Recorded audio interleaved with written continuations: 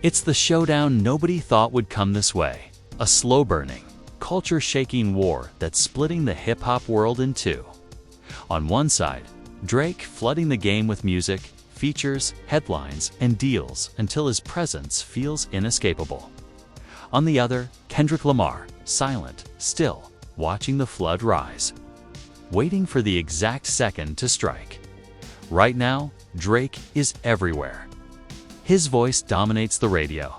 His verses own the charts. His name trends even on weeks he doesn't. Drop. It's a strategy that's drowning out competition, swallowing every conversation in the culture. But Kendrick? He's not competing in Drake's race. He's running his own. No singles, no interviews, no distractions. Just whispers of the perfect moment. A phrase that's got insiders nervous and fans obsessed. Some say Kendrick's silence means surrender. Others say it's the calm before a cultural detonation. And now, with leaks hinting that a collision is closer than anyone realized, the question isn't just who's winning today. It's who's about to own tomorrow. Because when these two forces finally collide, it won't just be a chart battle. It'll be the fight for the throne itself and the countdown. It may have already started. To understand why this Drake versus Kendrick moment feels so volatile, you've got to rewind the clock and see exactly how each man built his empire, and how their strategies couldn't be more opposite. Drake didn't just arrive in hip-hop. He engineered his arrival. From his early days, flipping from actor to artist, to cosigns from Lil Wayne, to making himself the poster child for emotional rap, he's been relentless in staying present. Drake doesn't disappear. He evolves in plain sight. He shifts styles to ride whatever wave is hottest: UK drill, dancehall, trap, house beats, flooding every corner of the game with his voice. And now, he's taken that to its peak. The last 18 months have been the definition of oversaturation by design. Industry insiders call it the flood strategy. Every Friday, a new drop or feature, doesn't matter whose track it is. Drake's there. Surprise EPs between album cycles. Strategic. Viral hooks timed for TikTok challenges. Guest appearances on podcasts, festivals, and live streams. Ensuring there's no moment in hip-hop where his shadow doesn't loom. It's exhausting for competitors, not for him. Because Drake knows repetition breeds dominance. If you hear him everywhere, you start to believe he is everywhere. But Kendrick? His game has always been subtraction. Kendrick disappears for years. He retreats into the lab, vanishes from the press, and refuses to feed the daily content cycle. Instead, he returns only when he's ready to shift the conversation completely. When he drops, it's not just music. It's a cultural thesis. Each project is a fully realized statement, carefully timed so the world has no choice but to focus. This isn't just theory. History proves it. After Good Kid, Amat City shook. The industry, Kendrick went silent, only to reappear with To Pimp a Butterfly. It's a project that rewrote what hip-hop could look like and sound like. After Damn, earned him a Pulitzer. He vanished again, skipping collaborations, ignoring trends, until The Heart Part 5 landed like a nuclear strike, dominating conversation without even needing a full album attached. The difference is clear. Drake controls now. Kendrick controls impact. Which brings us to today. Over the past year, Drake's visibility has hit unprecedented levels. We're talking 7 songs in the Billboard Top 20 at once, 4 features in a single week, and a stream of branded moves, luxury endorsements, fashion collabs, viral skits that keep his name glued to every trending topic. For fans, it's exciting. For rivals, it's suffocating. Meanwhile, Kendrick has been almost spectral. No singles, no live appearances. Only a few cryptic paparazzi shots in LA, and whispers from producers about closed-door creative marathons at PG Long headquarters. That's where the paranoia starts. Because while Kendrick's public absence looks like inactivity, insiders insist he's been building. One source told a hip-hop forum, he's not waiting because he's scared. He's waiting because timing is the weapon. And he's loading, something you can't recover from. And here's the kicker. The longer Kendrick stays silent, the more fans project meaning onto that silence. Every Drake flex, every chart win, every festival headliner becomes a setup in their minds. A setup for Kendrick to tear down in one devastating strike. The industry has noticed. A festival promoter recently accidentally mentioned in an interview that Drake's team requested full performance exclusivity for certain events, meaning no other headline tier rap acts could share the stage. Fans immediately speculated this was about avoiding a Kendrick surprise appearance. It's in this climate, one king flooding the field, the other king sharpening a single blade, that the tension feels ready to snap. And that's why this isn't just another friendly rivalry. This is a high-stakes standoff. Because when one man owns every second of the present, and the other controls the weight of history, the only thing left is to see what happens the moment they collide.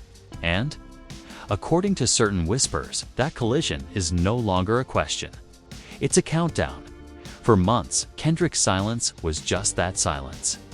No verses, no interviews, not even a random guest verse to keep his name warm in the algorithms. To casual fans, it looked like Drake had won by default. But then, late on a Thursday night, the game shifted. At 11:42 p.m., a private WhatsApp screenshot began circulating on Twitter. The account that posted it was deleted within minutes, but by then it was already copied, reposted, and analyzed in every corner of hip-hop fandom. The screenshot showed a group chat titled PG Long Inner Circle. One message stood out in bold. He's watching, waiting, calculating. Beneath it was a photo, blurry but clear enough to make out a laptop screen displaying what looked like a track list. The file was titled Cultural Reset, Draft 4. Within an hour, theories exploded. Was Cultural Reset a working album name, a documentary, a diss project? And more importantly, if this was Draft 4, how many versions already existed, and why was it still under wraps? The internet barely had time to process before the second strike landed. An anonymous SoundCloud account uploaded a 15-second audio clip. The voice was deep, deliberate, undeniably Kendrick's. When the flood clears, the ground speaks. No beat, no hook. Just that cryptic sentence and then silence. The reactions were immediate and nuclear. He's talking about Drake's flood. This is war. Drake's got quantity. Kendrick's bringing the earthquake. If this is how he starts, the drop is gonna be lethal. By morning, the hashtag #GroundSpeaks was trending globally. Drake didn't stay quiet. At 9:15 a.m., he posted an Instagram story from inside his studio, platinum plaques lining the walls. The caption read, "King stays king." No tags, no names. Just pure implication. But then came the first twist, one that shifted the entire narrative from subtle shade to outright sabotage. A Toronto-based music journalist received an email from a major festival organizer. The subject line, "Urgent, artist, rescheduling. Request." The email's body outlined necessary changes to avoid conflict of interest between top-tier headliners.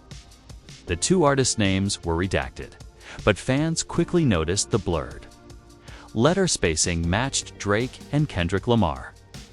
The journalists claim Kendrick had been offered a surprise headline slot at a summer festival where Drake was closing, and wind toes taste hoary woos, and waved close calidus, and wive last woused clays, and wives claves wa last.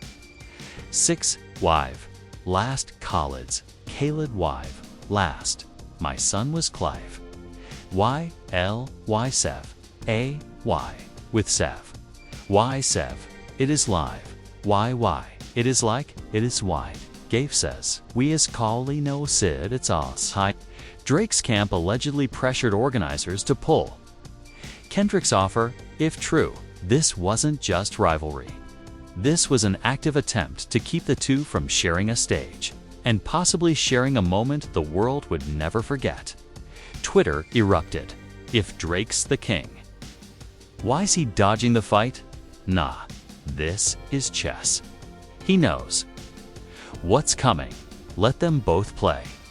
We deserve this.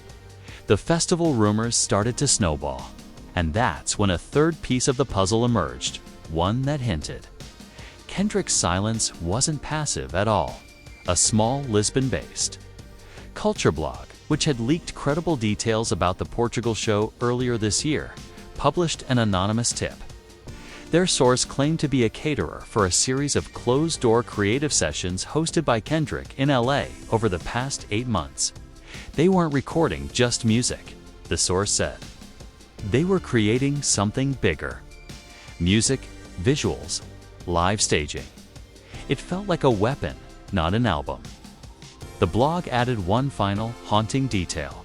Kendrick's team allegedly already has an exact date chosen for the drop. And that date, it suspiciously overlaps with one of Drake's rumored release windows. If true, this isn't just a rivalry. This is a setup. Kendrick could be planning to meet Drake Hedden on the same day, in the same arena of public attention. And if history has taught us anything, it's this: when two kings fight for the same crown at the same time, one walks away with it, the other walks away without a kingdom.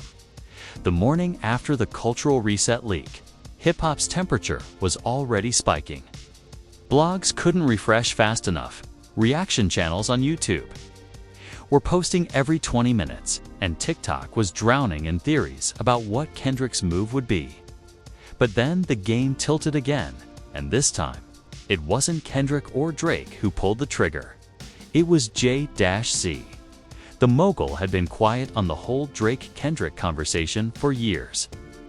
But during an interview on a finance podcast, of all places, the host casually asked, "Who do you think runs the rap game right now?" Jay paused, smirked, and said, "A real king doesn't flood the streets. He makes the streets come to him." That one line detonated online. Kendrick fans took it as a clear cosign. Drake fans dismissed it, saying Jay was talking about himself. But the timing? The very week Kendrick's alleged project name leaked. Too perfect to ignore. The fuel kept pouring. Hours later, another document surfaced allegedly from a major streaming platform's internal strategy meeting. It outlined priority placement for Drake's upcoming singles. Buried in the fine print was a curious bullet point: prepare for competitive release from Compton-based Legacy Act. Adjust algorithm priorities accordingly. Compton? Legacy? There's only one artist that could mean. The interpretation was instant. Drake's flood wasn't just about dominating fans. It was about preemptively choking Kendrick's reach before he dropped. This wasn't friendly competition. It was digital warfare. And then, Kendrick's camp moved for the first time in months. The PG-long Instagram account posted a cryptic 30-second black and white video. A chessboard mid-game. Slow pans over handwritten lyric sheets and a clock counting down from 90 days. No caption. Just the hashtag right moment. The internet exploded. Comment sections filled with, "This is the calm before the storm. 90 days from now is the festival date. They're about to clash in real time." Drake responded less than 24 hours later. On IG Live, he dropped a new freestyle over a haunting minimalist beat. "You can wait for the moment. I'm the moment they wait for." It was subtle, but the crowd in the studio laughed and nodded. They knew exactly who he was aiming at.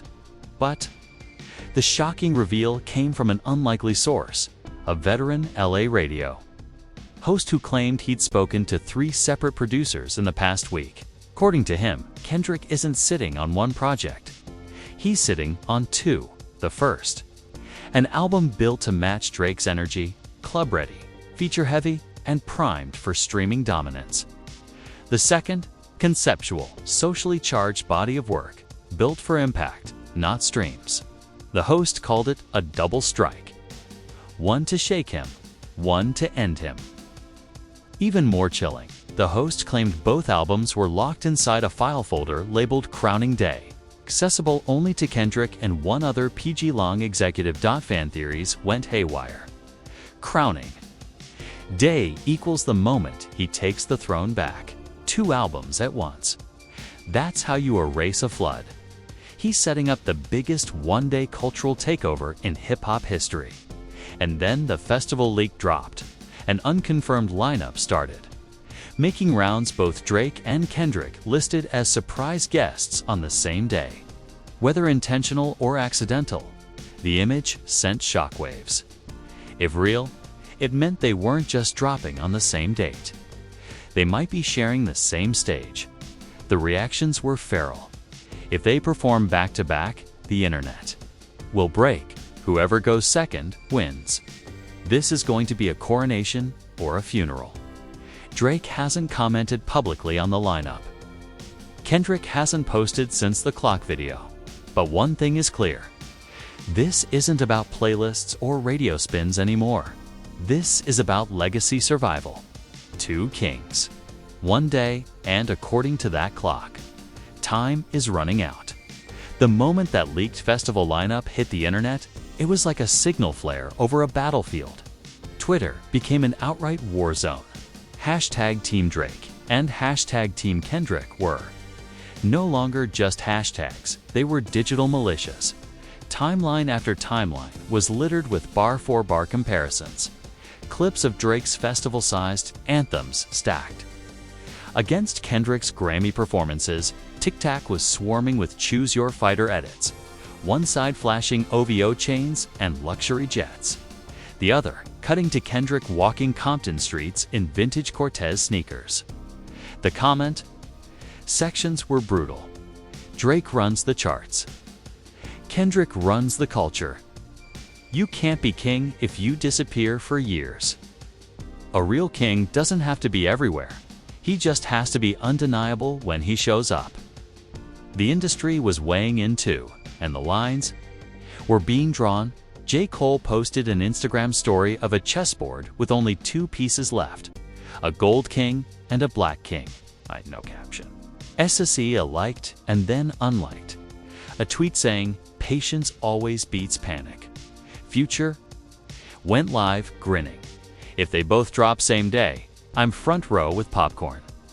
But behind the memes and punchlines, something colder was happening.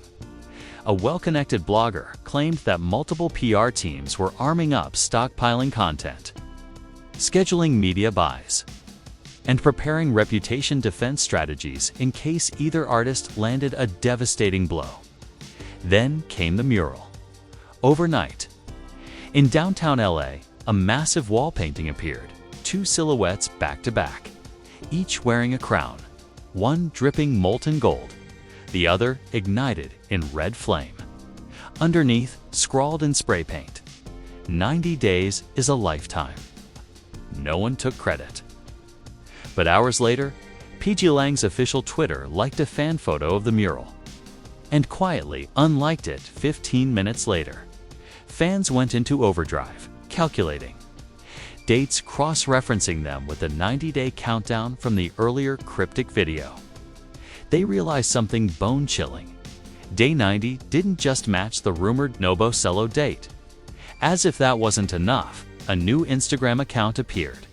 At Crowning Day, no posts, no bio. Following exactly 2 people, Drake and Kendrick, the account left a single comment under a hip-hop blog post. The day isn't about dropping, it's about ending. Nobody knows if it's an elaborate troll, a fan stunt, or someone inside the camps having fun. But the weight of that phrase hit differently. Ending what? Ending who? Reddit threads began dissecting the possibility that not both, the phrase teased earlier in Kendrick's camp, might mean the culture can't sustain two kings after this collision. One has to claim the throne outright. Even radio personalities were feeding the fire. One LA host ended his show by saying, "On crowning day, one of these men is going to walk away the undisputed king, and the other will be remembered as the king who reigned until." It's no longer just about who's hot right now, it's about who gets written into history. And in a game where legacy is currency, that's the deadliest prize of all. 4 nights before the festival, the war went from lyrical to lethal. At 2:13 a.m., a Dropbox link appeared on a private Discord server known for leaking unreleased music. It was live for less than 5 minutes before vanishing, but not before dozens grabbed the file. Inside was a single video titled crowning_day_0.mp4. The footage was raw, handheld, and grainy. Kendrick sat alone in a dimly lit room, hoodie shadowing his face, elbows on his knees. The camera was clearly hidden. He wasn't performing for it. His voice was low, almost a whisper. They think the flood drowns you, but when the water pulls back, all that's left is the wreckage. He paused, staring at the floor before looking straight into the unseen lens. This isn't about streams, it's about the last chapter, and I'm writing it. The screen cut to black, replaced by 2 words in stark white: crowning day. The video spread like wildfire. Drake's camp said nothing publicly, but a Canadian gossip blog claimed. His inner circle was livid and holding emergency calls with festival executives. Then came the leak that flipped the board. A mid-level employee at a major streaming service sent screenshots of an internal launch schedule to a blogger. It showed 2 global priority releases, one marked OVO, the other PG Lang, both set for the exact same hour on crowning day. The implications were brutal. Whoever captured the first wave of streams could dominate perception, headlines, and possibly the crown itself. Twitter melted, same day. This is Gladiator SHT. We're about to watch a king get executed live. Legacy battle greater than chart battle. This is war. And then at 11:59 p.m., the mysterious at crowning day. Account posted its first story. It was a slow zoom on a chessboard. One king piece in check. The caption read, "Not both." Nobody knows what that means exactly, but the tone was final, because if both projects drop at once, the culture won't split the crown. One man walks away king, the other walks away. A memory then, just as fans tried to process that. The at crowning day account went live for 14 seconds. A black screen, heavy breathing. Then a voice deep, measured, almost to calm. The real king doesn't wait. He ends it. The feed cut to static. Now, the countdown isn't just to a music drop. It's to the moment we find out who survives. Crowning day. This isn't just a music drop. This isn't just 2 rappers competing for a chart position.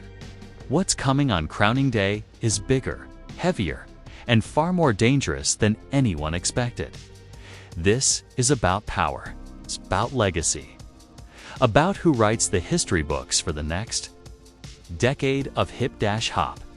We are standing in the middle of a countdown where every move, every leak, every cryptic post is another piece of a war map. And in less than 90 days, that map turns into a battlefield. So here's what I want from you right now. Drop your rawest prediction in the comments. Will Drake's flood strategy overwhelm Kendrick's strike before it even lands? Or will Kendrick's perfectly timed, double-barreled drop shatter Drake's reign in a single night? And what do you think not both really means? Is it about the crown, the career, or the culture itself? Smash like if you're riding with us until that clock hits 0. Subscribe with all notifications on so you don't miss a single leak, update, or twist in this war. Because when the hour comes, you're going to want to be here live as we break down every move in real time. This isn't about picking a favorite. This is about witnessing history. In one moment, one of these men will rise above everything and claim the undisputed title. The other will become the cautionary tale we tell about what happens when two kings step into the same arena. The board is set, the clock is ticking, the crown is waiting. So tell me, who do you crown?